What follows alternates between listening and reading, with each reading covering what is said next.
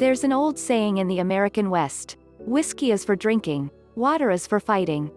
The idea that access to water, especially the clean, drinkable kind, is something that's worth fighting for is coming to the fore once again, as recent incidents have exposed the vulnerability of U.S. water and wastewater systems to attacks by cybercriminals. In February, an unknown hacker or group of hackers was able to gain access to the operations technology (OT) system of a water treatment plant in Oldsmar, Florida. The attack attempted to poison the water supply by increasing the amount of sodium hydroxide, also known as lye, in the water from 100 parts per million to 11,100 parts per million.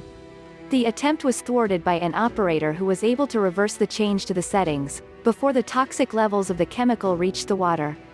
In June, NBC News reported that last January a hacker attempted to poison a water treatment plant that served parts of the San Francisco Bay Area.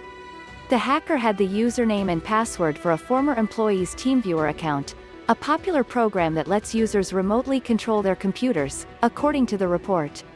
After logging in, the hacker reportedly deleted programs that the water plant used to treat drinking water. The vulnerability of the nation's drinking water supplies was underlined at a July 21 hearing of the U.S. Senate Committee on Environment and Public Works on cyber threats to critical infrastructure.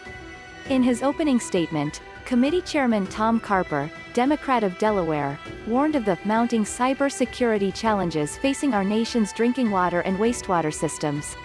Carper cited a 2019 report by the American Water Works Association that listed cyber risk as the #1 threat facing the U.S. water sector. Just 1 year earlier, the Department of Homeland Security and the FBI warned that the Russian government was specifically targeting the water sector and other critical infrastructure as part of a multi-stage intrusion campaign, Carper said. The Cyberspace Solarium Commission, a nonpartisan group established in 2019 to develop a strategic approach to defending the United States against cyber threats, identified the nation's water and wastewater utilities as comprising one of the components of the nation's critical infrastructure system most vulnerable to cyberattacks, along with the electric grid and the financial system. Gaps in utilities network configurations, insecure remote access systems and outdated training regimes are just a few of the vectors through which Americans' water infrastructure is vulnerable to cyber-enabled exploitations, according to the Commission's 2020 report. About 70,000 separate water utilities cybersecurity experts say the fragmented nature of the U.S. water supply network. There are about 70,000 individual water and wastewater utilities across the country, contributes to the vulnerability to cyber intrusions.